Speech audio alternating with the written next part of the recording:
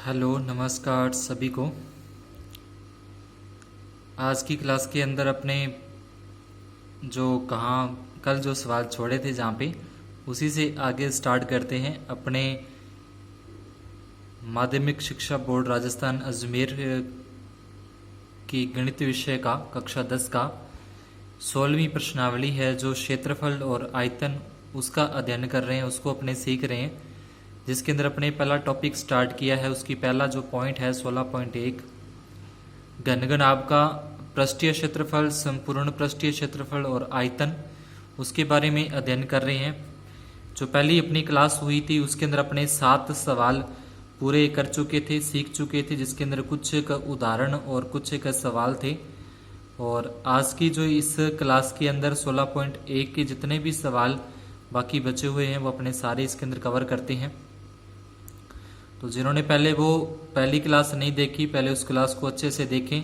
उसके अंदर सूत्र वगैरह बताए गए हैं, सारा कुछ किस तरीके से सूत्र लगते हैं, कौन कौन से सूत्र अपने को याद करने हैं घन और घनाभ के। और आज अपने स्टार्ट करते हैं 8वें सवाल से, जिसके अंदर अपने को दे रखा है कि एक संदूक की माप 50 centimetre into 36 centimetre into 25 centimetre है। इस संदूक का कवर बनाने के लिए कितने वर्ग सेंटीमीटर कपड़े की आवश्यकता होगी। नहीं, किस तरीके से अगर लिखा आए तो ये तो होती है अपनी लंबाई होती है, पहली संख्या लंबाई होगी, उसके बाद फिर जो आता है चौड़ाई, चौड़ाई के बाद फिर आती है ऊंचाई, लंबाई चौड़ाई ऊंचाई। और कवर बनाना यानी कि संदूक है, ये संदूक के ऊपर कपड़ा बनाना है, उसको ढकने के लिए, धूल मिट्टी से बचाने के लिए उसके ऊपर कवर बनाना। तो उस कवर बनाने के लिए कितने कपड़े की आवश्यकता होगी उसका क्षेत्रफल अपने को बताना है। तो सबसे पहले तो ये लिखेंगे, हल दिया है, संदूक की लंबाई लिख दी, उसके बाद चौड़ाई लिख दी, उसके बाद ऊंचाई लिख दी। ध्यान रखना कि सभी एक ही इकाई के अंदर होनी चाहिए, तो तीनों सेंटीमीटर के अंदर ही हो या फिर तीनों मीटर के अंदर हो। अगर कोई सेंटीमीटर मीटर दोनों दे रखा है तो उसको पहले एक ही इकाई के अंदर चेंज करना है। तो सभी को सेंटीमीटर बना लो 100 से गुणा करके, या फिर 100 का भाग दे के सभी को मीटर में बदल लो। वो तभी करना है जब यहाँ पे अपने को अलग अलग, जैसे मान लो कि ये मीटर दे दे, ये सेंटीमीटर दे दे, ये मीटर दे दे, तो अलग अलग हो तब अपने को चेंज करना। अगर तीनों एक जैसे ही दे रखे हैं प्रश्न में तो फिर उसको चेंज करने की आवश्यकता नहीं है। ज्ञात करना है, इस तरीके से लिख लेंगे, ठीक है, अच्छा रहता है ये लिखना इस तरीके से। तो कवर बनाने के लिए कपड़े की आवश्यकता, तो ये घनाभाकार है क्योंकि इसकी लंबाई चौड़ाई ऊंचाई अलग अलग है।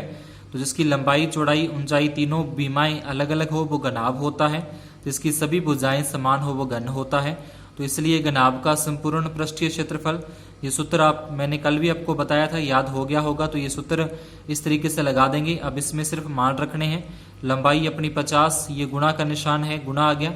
चौड़ाई 36, ये प्लस का निशान है, चौड़ाई 36, ये गुणा का निशान है। ऊंचाई 25 प्लस ऊंचाई 25 गुणा लंबाई का मान 50 आ गया।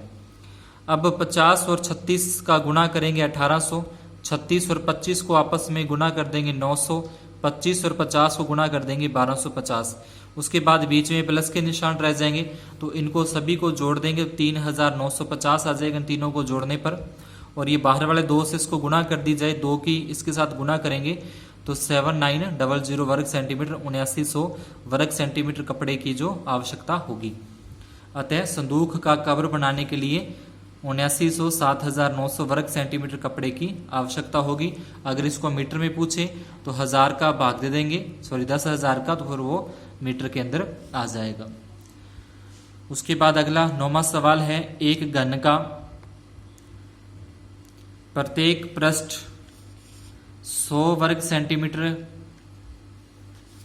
है। यदि आधार के समांतर समतल द्वारा घन को काटकर 2 बराबर भागों में बांट दिया जाए तो प्रत्येक समान भाग का संपूर्ण पृष्ठीय क्षेत्रफल ज्ञात करना है। तो जो इस तरीके से घन का प्रत्येक पृष्ठ 100 वर्ग सेंटीमीटर का है, तो अगर घन का बोला जाता है तो घन का मतलब फिर वो अगर पृष्ठ की बात करता है तो वर्गाकार पृष्ठ होता है। घन के अगर पृष्ठ की बात करेगा तो घन का जो पृष्ठ है वो वर्गाकार होता है। और अगर यहाँ पे घनाभ की बात करेगा, घनाभ के पृष्ठ की बात करेगा, फिर वो आयताकार होता है। ठीक है, फिलहाल अपने घन का पृष्ठ है 100 वर्ग सेंटीमीटर है, तो उसको क्या करना है, काट देना है। यानी कि इस तरीके से अगर मान लो कि इस तरीके से घन बना हुआ है, घन का एक पृष्ठ है, एक हिस्सा है घन का इस तरीके से, और उसको इस तरीके से बीच में से काटना है, ठीक है, समतल। तो काटकर दो बराबर भागों में बांट दिया जाए तो प्रत्येक समान भाग का संपूर्ण पृष्ठीय क्षेत्रफल ज्ञात करना है। तो पहले तो लिखना है, हल दिया है घन का प्रत्येक पृष्ठ का क्षेत्रफल 100 वर्ग सेंटीमीटर, ज्ञात करना है संपूर्ण पृष्ठीय क्षेत्रफल। तो घन की भुजाएं बराबर होती हैं, अपने को पता ही है घन की जो भुजाएं होती हैं उसकी जो बीमाएं होती हैं वो बराबर होती हैं। अतः पृष्ठ है वो वर्गाकार होगा। अतः पृष्ठ वर्गाकार का क्षेत्रफल, तो वर्ग का क्षेत्रफल का सूत्र होता है भुजा की घात 2, यानी कि भुजा स्क्वायर क्या होता है, इसका सूत्र होता है बराबर में 100 अपने को दे रखा है, इसके ऊपर से स्क्वायर है जो ये घात 2 है, ये घात 2 अगर हटाएंगे तो सामने वाली संख्या पे वर्गमूल का निशान आ जाता है, कुछ इस तरीके से आ जाएगा। घन की भुजा बराबर √100 बोलते हैं या वर्गमूल 100, और 100 का जो वर्गमूल है वो 10 सेंटीमीटर होता है। तो यानी कि जो घन की भुजा है वो क्या आ जाएगी, 10 सेंटीमीटर आ जाएगी।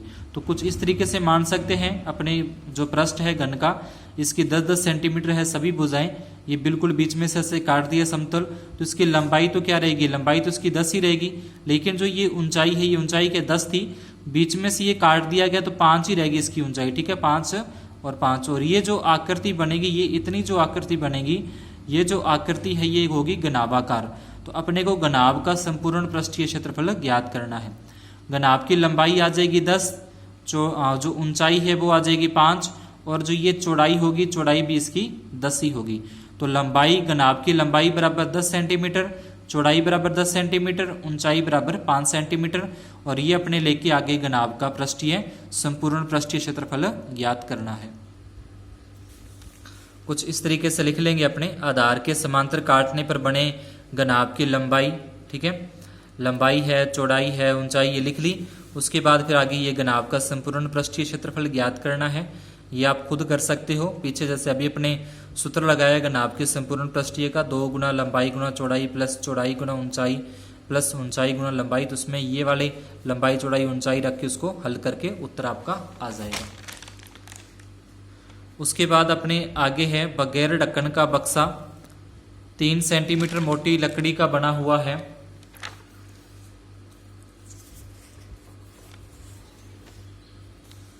इसकी बाहरी लंबाई 146 सेंटीमीटर, चौड़ाई 110 सेंटीमीटर, ऊंचाई 83 सेंटीमीटर। उसके अंदर की तरफ पेंट कराने का खर्च ज्ञात कीजिए। पेंट कराने की जो दर है वो 2 रुपये प्रति 1000 वर्ग सेंटीमीटर है। तो बगैर ढक्कन का, यानी कि जिस ऐसा कोई बक्सा है, ऐसा कोई संदूक मान लो जिसके ऊपर ढक्कन नहीं लगा हुआ, और वो क्या है 3 सेंटीमीटर मोटी लकड़ी का बना हुआ है, उसकी बाहरी लंबाई चौड़ाई ऊंचाई अपने को दे रखी है, और उसमें अंदर की तरफ पेंट करना है, उसके अंदर की तरफ रंग करने का जो खर्चा है वो अपने को ज्ञात करना है।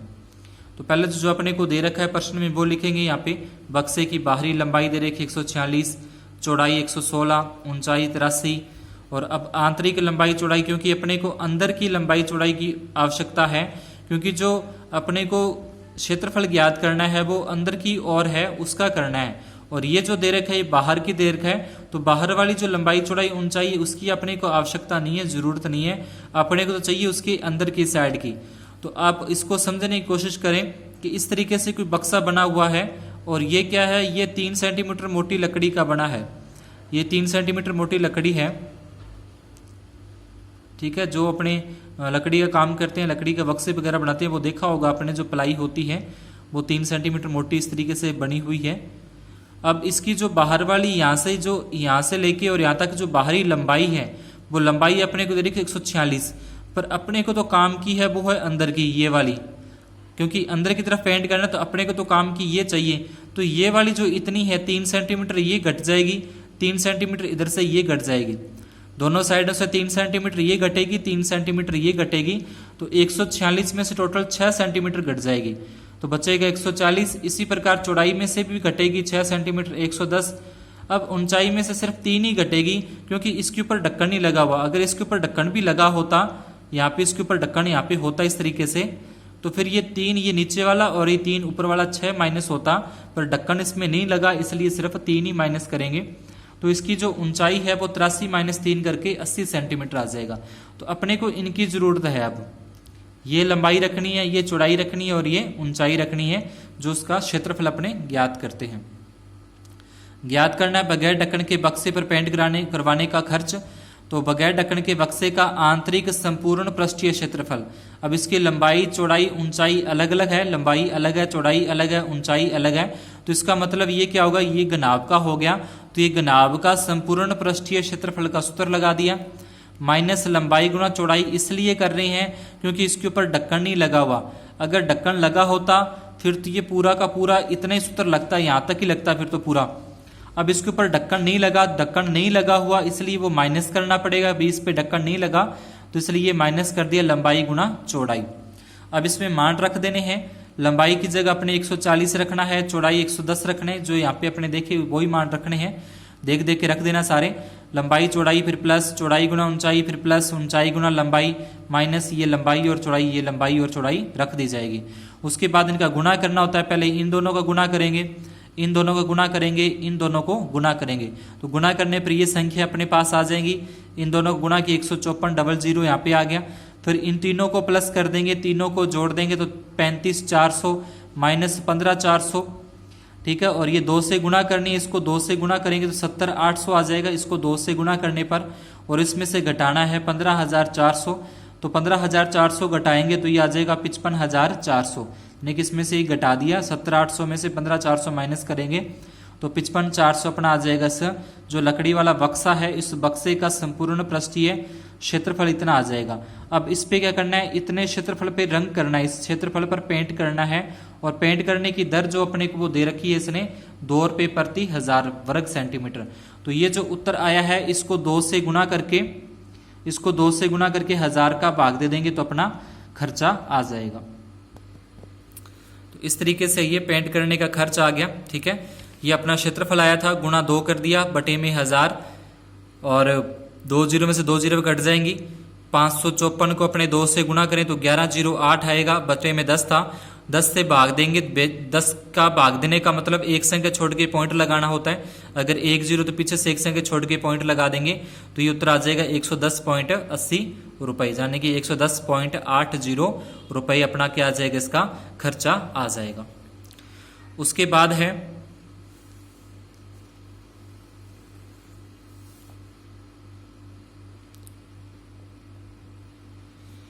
छह मीटर भुजा के वर्गाकार फर्श के कमरे में 180 घन मीटर हवा है, कमरे की ऊंचाई ज्ञात करनी है।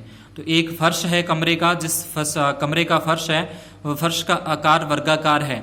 वर्ग का मतलब उसकी लंबाई भी 6 है और उसकी चौड़ाई भी 6 है। तो वर्ग मतलब उसकी लंबाई चौड़ाई बराबर होगी। और ऊंचाई अपने को ज्ञात करनी है, ऊंचाई नहीं पता कितनी है।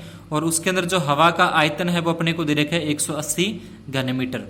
तो ये लगा देंगे सूत्र घनाभ का, लंबाई गुणा चौड़ाई गुणा ऊंचाई, ये घनाभ के आयतन का सूत्र हो जाएगा। घनाभ के आयतन का लंबाई गुणा चौड़ाई गुणा ऊंचाई बराबर 180। लंबाई अपने को 6 दे रखी है, चौड़ाई भी अपने को 6 दे रखी है, ऊंचाई का मान ज्ञात करना है बराबर 180। ये गुणा में थे, गुणा वाली संख्या चली जाएगी भाग में। 180 में 36 का भाग देंगे, 180 छिकम 36, 180 में 36 का भाग देंगे तो 5 मीटर उस कमरे की ऊंचाई आ जाएगी। उसके बाद है आगे 44 मीटर लंबी, 1.5 मीटर ऊंची और 85 सेंटीमीटर लंबी दीवार बनाने में 22 centimetre into 10 centimetre into 17 centimetre माप की कितनी ईंटों की आवश्यकता होगी, ये ज्ञात करना है अपने को। ये सारा दे रखा है। 44 मीटर लंबी, 1.5 मीटर ऊंची और 85 सेंटीमीटर चौड़ी दीवार बनाने में 22 सेंटीमीटर 10 सेंटीमीटर 17 सेंटीमीटर माप की कितनी ईंटों की आवश्यकता होगी। तो जो पहले अपने को दे रखा है वो लिखते हैं। दिया है दीवार की लंबाई 44 मीटर, चौड़ाई 1.5 मीटर, ऊंचाई 85 सेंटीमीटर। तो यहाँ पे देखो ये मीटर है, ये भी मीटर है, और यहाँ पे क्या आ गया सेंटीमीटर। आगे दीवार में देखें तो ये सेंटीमीटर, ये सेंटीमीटर, सेंटीमीटर है बस, ये 2 मीटर के अंदर है। तो इन मीटर को पहले अपने सेंटीमीटर में बदलेंगे, ठीक है। इस तरीके का ध्यान रखना है सवाल में कि अगर अलग अलग माप आ जाए, अलग अलग इकाई आ जाए तो उसको पहले एक जैसी इकाई बना लेंगे, यानी कि सभी को सेंटीमीटर में बदल लेते हैं। तो 1 मीटर के अंदर 100 सेंटीमीटर होता है, 1 मीटर बराबर 100 सेंटीमीटर। तो इनको 100 से गुणा कर देंगे, 44 को 100 से गुणा करेंगे 4400 सेंटीमीटर, 1.5 को 100 से गुना करेंगे 150 सेंटीमीटर। और बाकी अपने जो ईंट की लंबाई दे रखी है 22, चौड़ाई दे रखी है 10, ऊंचाई दे रखी है 17। ज्ञात करना है ईंटों की आवश्यकता। तो ईंटों की आवश्यकता कैसे ज्ञात होगी कि वो उस दीवार का आयतन कितना है टोटल, ठीक है, वो कितना आयतन है पूरी दीवार का, और एक जो ईंट उसमें लगाई जाएगी एक ईंट का कितना आयतन है।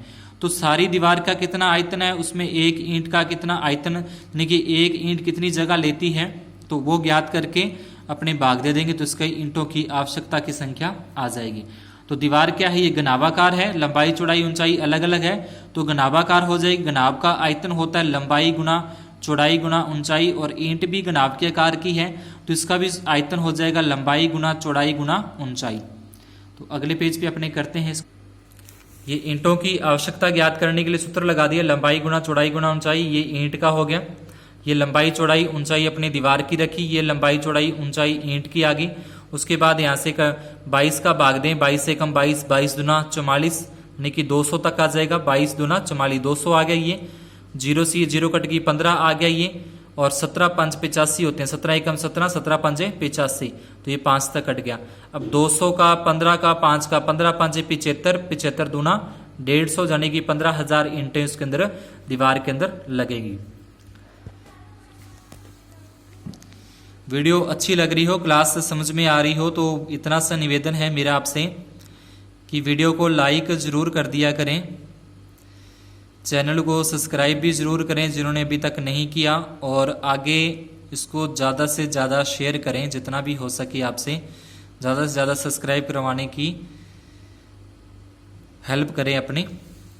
उसके बाद आगे 13वां है, एक घनाभ की लंबाई चौड़ाई और ऊंचाई का अनुपात अपने को दे रखा है, ठीक है। घनाभ है, उसकी लंबाई चौड़ाई ऊंचाई में अनुपात दे रखा है 5:3:2 है।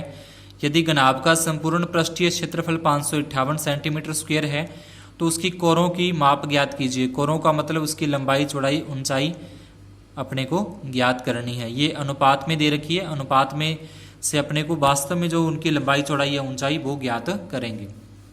तो हल इसमें लिखेंगे, पहले माना कि घनाभ की जो लंबाई है, तो जब कभी भी आपको इस तरीके से अनुपात में कोई भी सवाल के अंदर अनुपात आ जाए, तो उनके साथ पहले एक्स वाई वगैरह साथ में कुछ लगाना जरूरी होता है, फिर ही वो उसको आगे अपने हल कर सकते हैं, ठीक है। जो भी अपने को दे रखा है तो उसको अपने साथ में एक्स लगा लेंगे, यानी कि ये हो जाएगा 5x 3x 2x, लंबाई 5x चौड़ाई 3x ऊंचाई 2x, सेंटीमीटर है तो साथ में सेंटीमीटर लगा देंगे। घनाभ का संपूर्ण पृष्ठीय क्षेत्रफल अपने को दे रखा है प्रश्न में, ठीक है, ये दिया हुआ है 558। तो घनाभ का संपूर्ण पृष्ठीय क्षेत्रफल का ये लगा दिया सूत्र, लंबाई गुना चौड़ाई प्लस चौड़ाई गुना ऊंचाई प्लस ऊंचाई गुना लंबाई बराबर 558।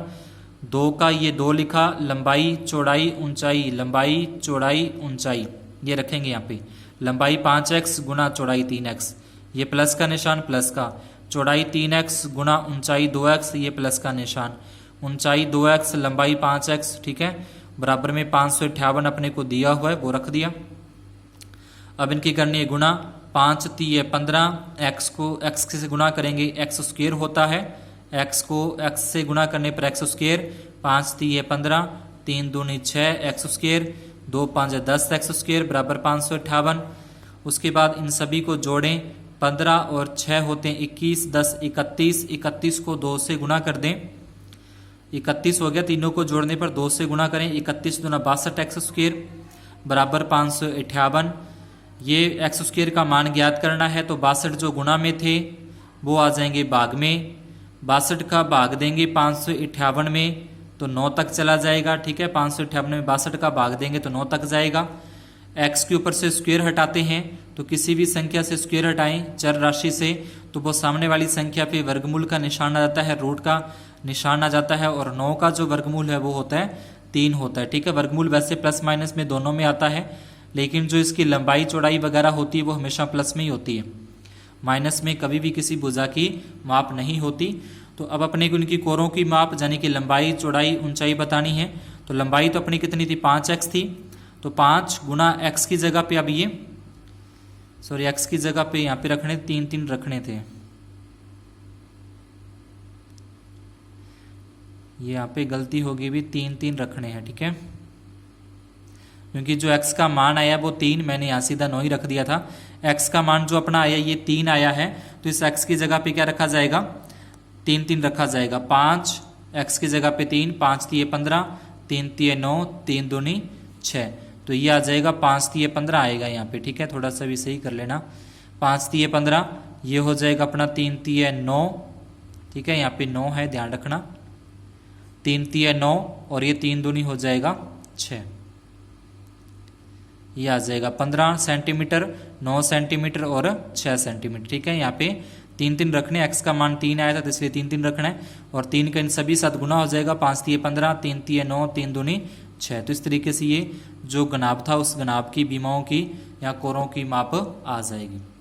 तो आज की क्लास में इतना ही। ये अपनी जो 16.1 प्रश्नावली है वो पूरी होती है। गनाब का पृष्ठीय क्षेत्रफल, संपूर्ण पृष्ठीय क्षेत्रफल और आयतन के बारे में अपने अध्ययन किया। नेक्स्ट क्लास के अंदर अपने आगे देखते हैं बेलन है, जो बेलन का पृष्ठीय क्षेत्रफल है, बेलन का संपूर्ण पृष्ठीय क्षेत्रफल है, बेलन का आयतन है, तो उसके बारे में अपने अध्ययन करेंगे। तो चैनल को ज़रूर सब्सक्राइब करें, बेल आइकन को ज़रूर दबा दें ताकि जैसे भी नेक्स्ट क्लास अपलोड हो उसका नोटिफिकेशन आपको मिलता रहे। धन्यवाद, शुभ दिन।